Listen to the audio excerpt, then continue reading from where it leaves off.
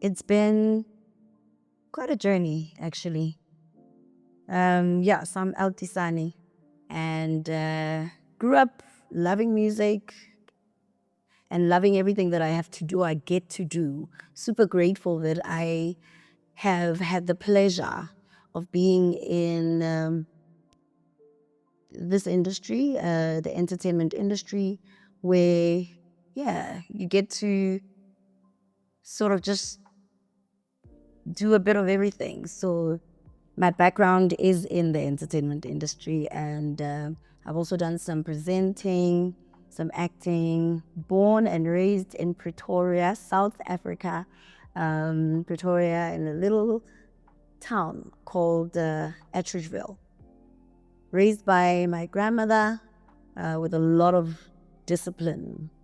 She was very, very strict, but also very loving, and obviously wanting the best for her grandchild. Grew up loving music. I mean, for as long as I could speak, is when I could sing, is when I started singing. So, like I say, it's been a journey. Decided after high school to go study music. Dropped out at some point because that's when I actually got a recording deal and started gigging doing music, R&B and pop specifically.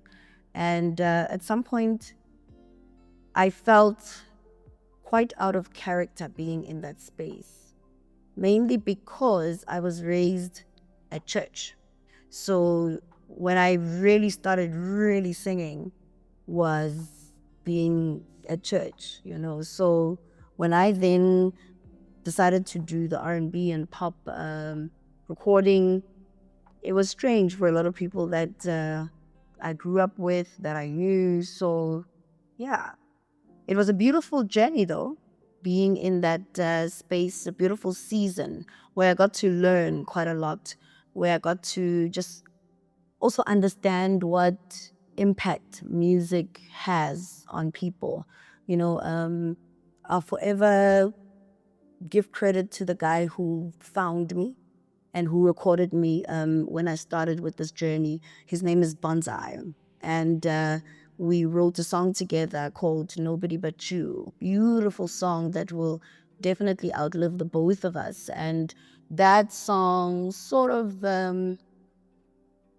yeah, sort of created who Elle is. And it was very interesting at the time, you know, young as I was. I think when I sang that song initially, I was 17, 18.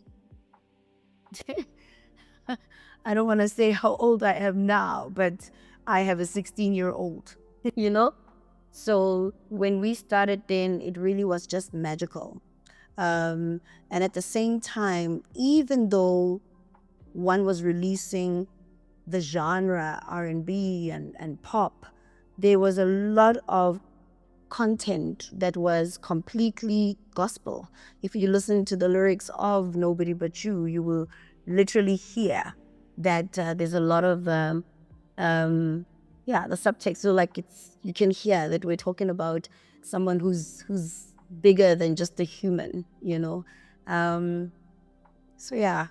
Then of course, at some point, I think a lot of people might remember that I stopped making music, stopped recording, because it was just a challenging season where I needed to be quiet, and not by choice per se, but because my voice just wasn't functioning. At the beginning, I just thought, you know, laryngitis, just some illness of sort. But then I realized that it was more serious than that when I had to sit and not minister for quite some time. So I think I lost my voice for about 8 months. A lot happens when you're in that kind of season. A lot happens. A lot happens in your mind when you're in that kind of season. Because you're wondering to yourself, this is something that I've always done naturally can open your mouth and sing.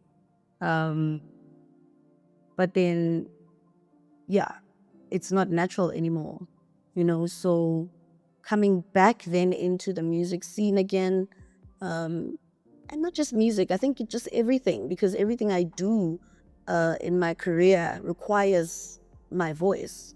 Confidence takes a huge knock, you don't see yourself the same anymore, you know. Now keys must change. Where you used to be at a certain level, you've got to adjust music to be, at another level. But I'm grateful for the people around me. I'm grateful for God. I'm grateful that the journey still continues. Whatever the season is, the journey doesn't end. For as long as there's breath in my body, it's not over. My vocal coach said to me, you just must learn to do it at this range. You must just learn to be you and minister still with what's going on now. And that's true, because everything that has breath has been commanded to praise God, and I still have breath. So even in the season I'm in, we praise God. So at some point,